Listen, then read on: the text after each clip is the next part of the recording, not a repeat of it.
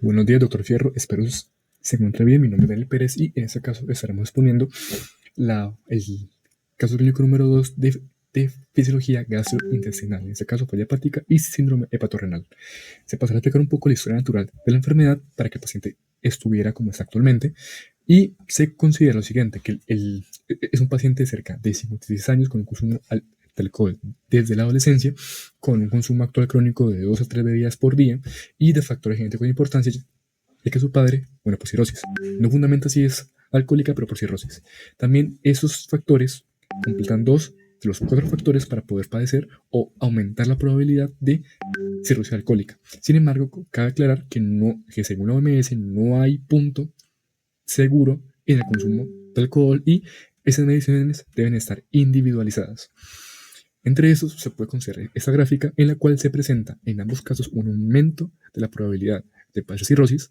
Sin embargo, varía dependiendo si se acompaña con comidas o si no se hace. El paciente presenta estos dos casos, por lo cual puede padecer ciertos sinergismo, sin considerar otros factores genéticos o asociados.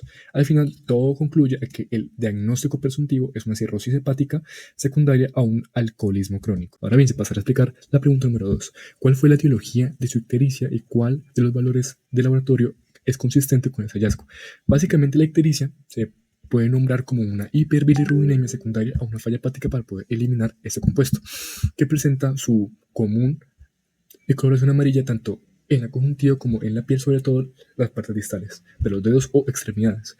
Además, se presenta que el factor más asociado sería el aumento de la bilirrubina sérica, que implicaría, como ya comenté, una falla para poder eliminarlo. Sin embargo, hay otros factores que pueden dar cierto apoyo a este diagnóstico, entre ellos el nivel bajo de albúmina sérica, que a su vez genera o que es signo de una disfunción hepática al no poder metabolizar o producir esta proteína. Los valores de ALT y AST juntos implican un importante marcador clínico para poder diagnosticar una disfunción hepática y los valores son, digamos, más asociados a riñón, excepto el tiempo de la protombina, que como se ha disminuido tiene un factor parecido a la albúmina, ya que el hígado no tiene la capacidad de poder producir este compuesto, por lo cual va a haber más, o sea, se va a demorar más tiempo para generar trombos porque no hay tanta protrombina que pueda efectuar esa labor más rápidamente. La tercera pregunta nos dice por qué están elevados los niveles séricos de ALT y AST. Las bebidas alcohólicas contienen etanol cuyo metabolismo es realizado por los hepatocitos. Cabe resaltar que el acetaldehído es un metabolito tóxico causante de los famosos síntomas de la resaca y que en el alcoholismo crónico tiende a acumularse progresivamente. Además, el metabolismo del etanol implica formación de especies reactivas de oxígeno que pueden reaccionar con proteínas, lípidos y ácidos nucleicos del hepatocito. De esta forma, el etanol causa lesión hepática. Luego, las células de la respuesta inmune realizan el reconocimiento de patrones moleculares asociados a daños y generan una respuesta inflamatoria que luego se establece como hepatitis crónica. La hepatitis crónica implica muerte de hepatocitos y liberación de su contenido celular, incluyendo las enzimas alaninotransferasa y aspartato transferasa.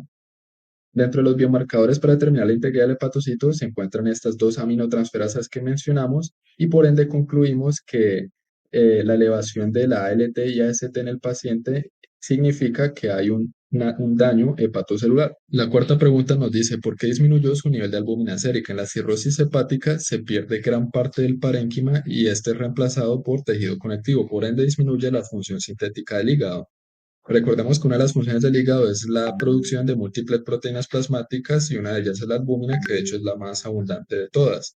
La disminución en la capacidad de síntesis de albúmina se refleja en una disminución en la concentración sérica de esta última y por otra parte tenemos que los cambios en la arquitectura hepática causados por la fibrosis llevan a un aumento en la resistencia vascular intrahepática y luego a una hipertensión portal y por ende un aumento en la presión hidrostática del capilar esplácnico que, sumado a una disminución en la presión oncótica del capilar relacionado con la hipoalbulinemia, conducen a un aumento en la filtración de líquido desde el lumen del capilar sanguíneo hacia el intersticio y luego hacia la cavidad peritoneal.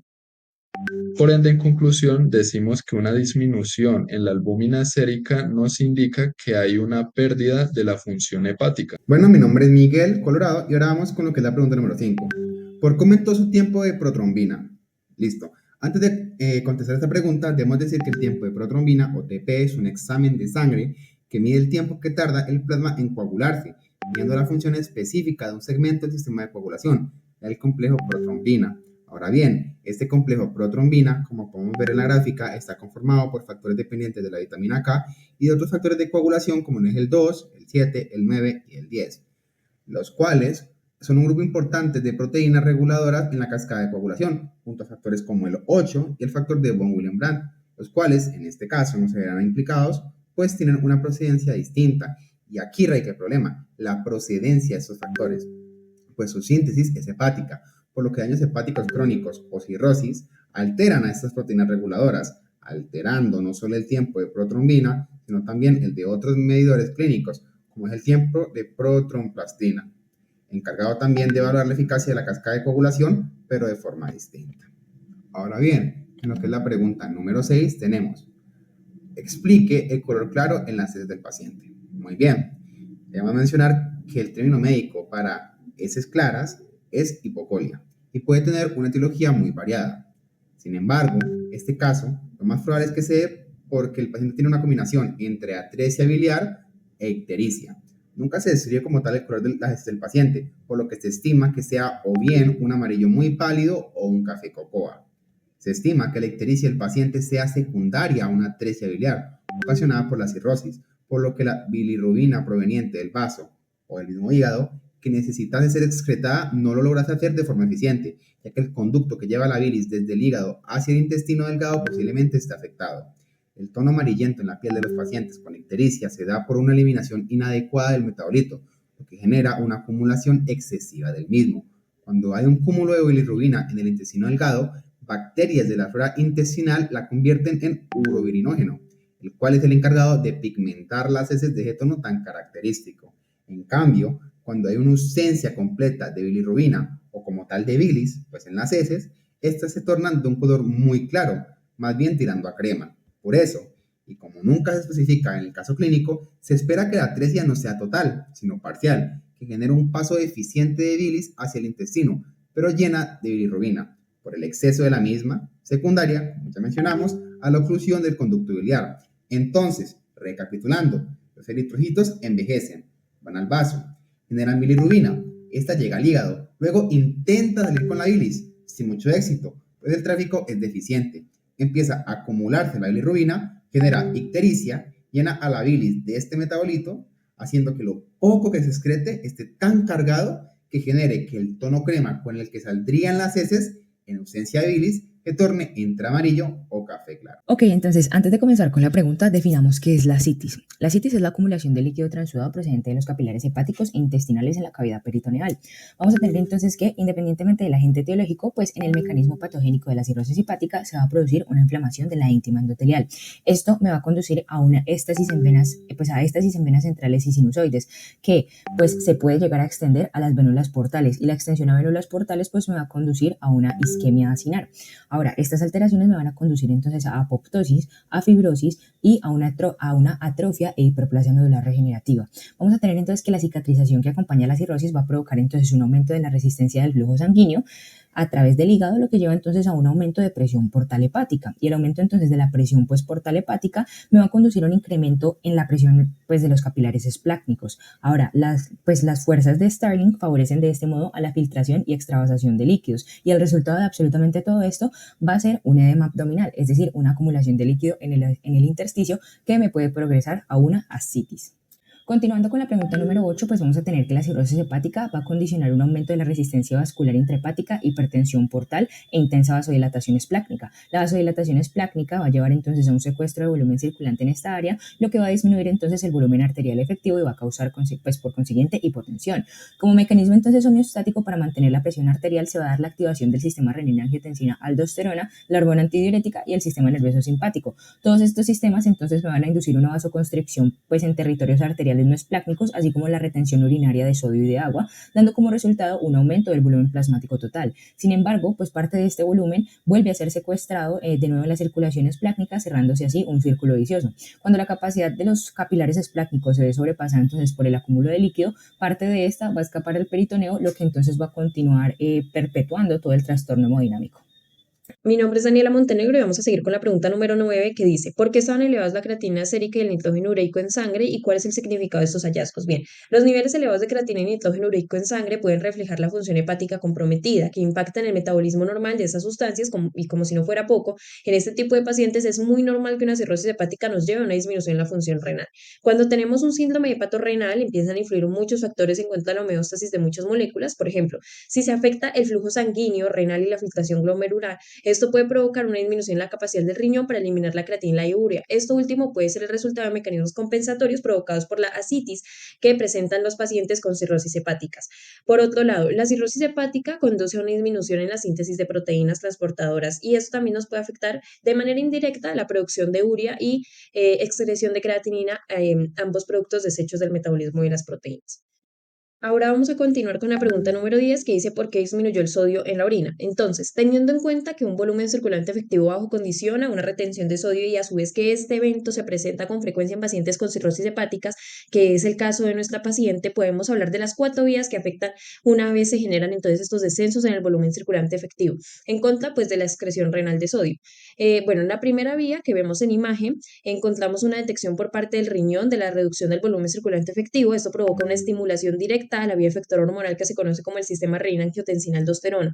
La segunda y la tercera vía efectoras son nerviosas. Cuando los vasoreceptores detectan descensos en este volumen, lo comunican a través de neuronas aferentes hasta el bulbo del tronco encefálico y de ahí parten dos respuestas. Una que es el aumento de la actividad simpática que terminará de alguna manera estimulando la reabsorción de sodio y la otra es por parte de la neurohipófisis que por medio de la secreción de la hormona antidiurética nos lleva al mismo resultado. La cuarta y la última reduce la liberación del péptido natriurético auricular, disminuyendo de este modo la excreción también de sodio. Para responder la pregunta de cuál fue el propósito de la restricción de agua y administrar espironolactona, hay que tomar en cuenta que la aparición de ascitis en pacientes con cirrosis hepática es la consecuencia de un aumento de la presión portal asociada con alteraciones en la circulación esplácnica y función renal. En cuanto a la función renal, un aumento temprano de la reabsorción tubular renal de sodio y el posterior trastorno en la excreción de agua conducen a una alteración de la homeostasia del volumen del líquido extracelular, que resulta en una acumulación de líquido en la cavidad abdominal y en el tejido intersticial. Y como sucede en el caso, el tratamiento será la eliminación de sodio y agua administrando espironolactona y además restringiendo la ingesta de agua. El diurético espironolactona actúa en riñones ayudando a la eliminación de sodio y agua y constituye el eje central del tratamiento de la ascitis y su principal objetivo es bloquear los mecanismos retenedores de sodio renal y lo hace por antagonismo competitivo con la aldosterona por su receptor citoplasmático, impidiendo la síntesis de proteínas derivadas de la aldosterona y su posterior incorporación a la membrana celular en forma de canales de sodio y bombas sodio-potasio ATPasa. La espironolactona es bastante efectiva en situaciones en las que existe hiperaldosteronismo, como el caso de la cirrosis y la ascitis. Para explicar esta pregunta teniendo en cuenta la condición avanzada del paciente, hablaremos de qué pasa cronológicamente a nivel renal en pacientes cirróticos. Inicialmente, el primer trastorno es la disminución de la capacidad renal de excretar sodio. Sin embargo, cuando la enfermedad progresa, la retención renal de sodio se hace más intensa y los enfermos son incapaces de excretar el sodio ingerido en la dieta. Este se retiene junto al agua en proporciones isotónicas y se acumula en la cavidad peritoneal en forma de ascitis. La retención renal de sodio en la cirrosis es debida fundamentalmente a un aumento en la reabsorción tubular renal de este ion. Cuando la retención renal de sodio es intensa, entonces los pacientes cirróticos con ascitis presentan un hiperaldosteronismo y un aumento en la actividad nerviosa simpática. Y tiempo después, estos pacientes desarrollan una segunda alteración de la función renal que consiste en la disminución de la capacidad renal de excretar agua libre. Y el agua retenida se diluye en el medio interno y produce una hiponatremia y una hipoosmolaridad, llevando a una hiponatremia dilucional, donde la concentración de plasmática de sodio disminuye. Es por esto que el paciente, a pesar de retener sodio, tenía hiponatremia.